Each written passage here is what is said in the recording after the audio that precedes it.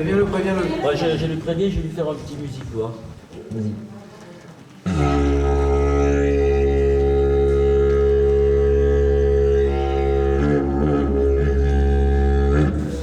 Il danse. Il danse?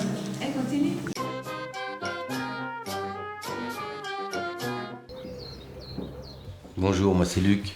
Je viens pour concrétiser un peu des choses que je connais déjà un petit peu, que j'ai déjà ressenti. Ce qui me passionne, c'est de transmettre tout ce côté invisible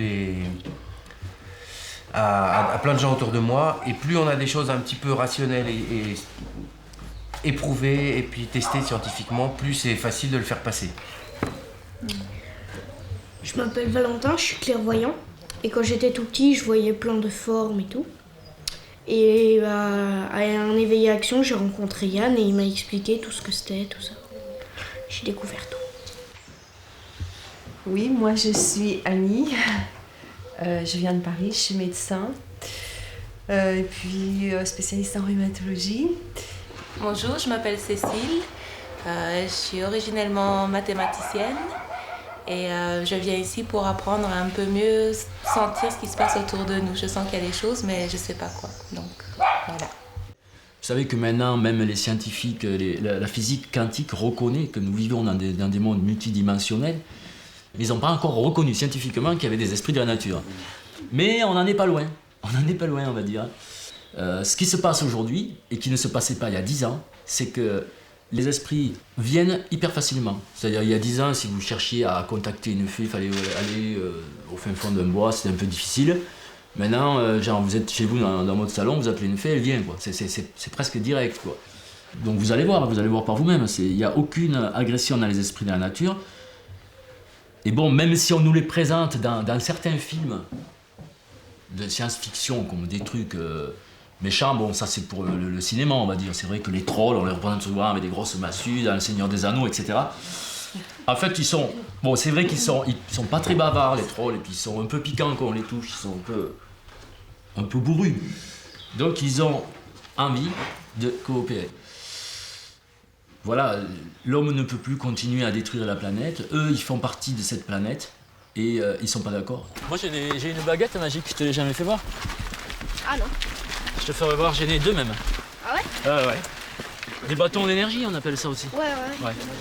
Donc en fait, l'exercice va consister à ce que chacun trouve un esprit de l'eau, dans l'eau. Ça peut être ondine, vouivre ou nymphe. Une fois que vous l'avez trouvé, que vous avez détecté où il est, vous m'appelez pour que je vérifie que vous n'êtes pas trompé sur ce que vous avez trouvé. On peut faire un petit rappel des taux. Alors, je vous rappelle, l'ondine, c'est un peu comme un poisson debout, ça fait ça de haut, c'est large comme ça. Il y en a ici.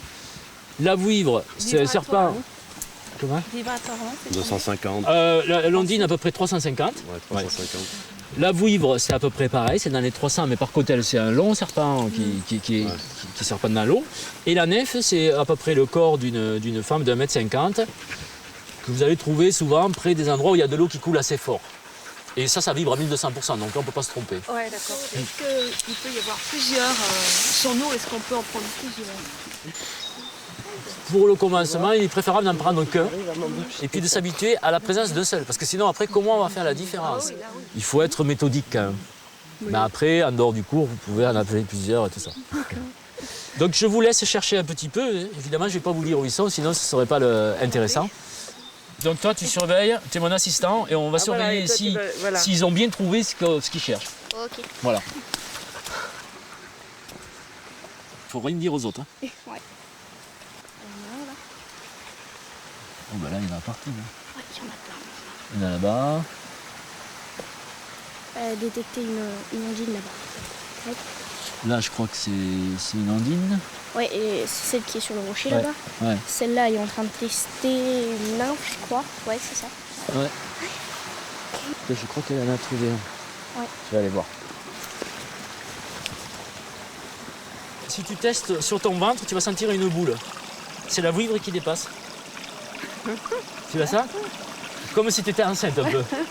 Ouais, il y a une sorte de boule. Et puis si tu testes comme ça, dessus mais de il y a ta un tête creux, aussi, là. tu vas sentir qu'il y a quelque chose qui dépasse comme ça.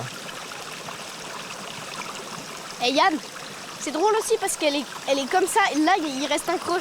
C'est vachement drôle. Ah ouais? Ouais.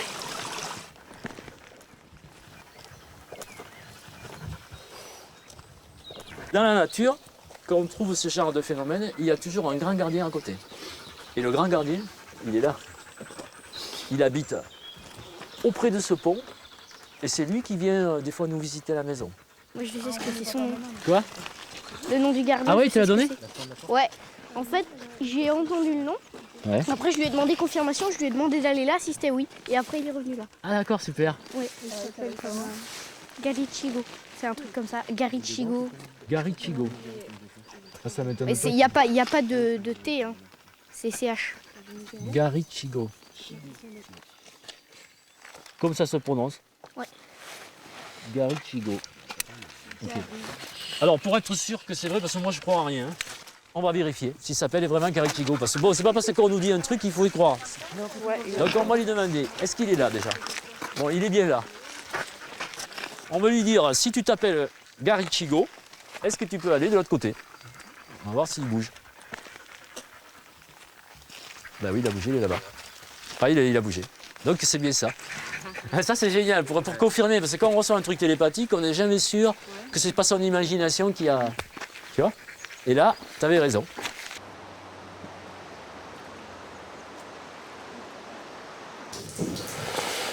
Je cherche les trolls. Là, il y a du monde, hein.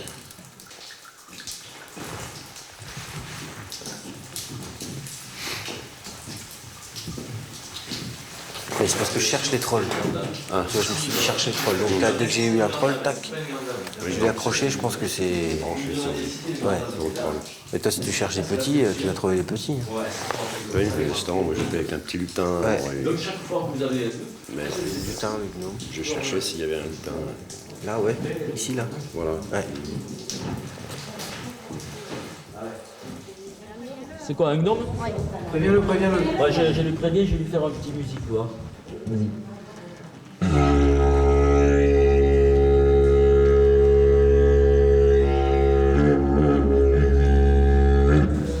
Il danse. Il danse?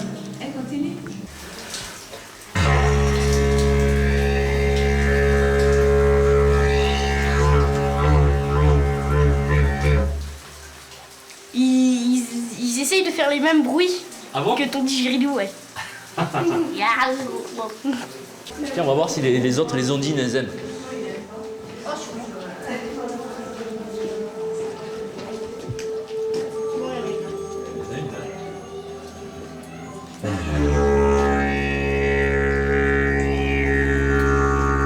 Elle veut pas entendre, elle se met la tête sous l'eau. Ah ouais? Ouais, j'ai eu l'impression que j'avais des piquants qui poussaient. Ouais, c'est ça. Ouais, j'ai eu du mal, enfin j'ai pas du mal à parler, mais j'ai l'impression d'avoir un mâchoire, Ah, c'est pas... t'as marre un troll. Ouais. J'ai pris un troll, et je me sens comme ça, tu vois. Et avec la mâchoire. Ça fait drôle. Il y a du monde là, Patrick, hein?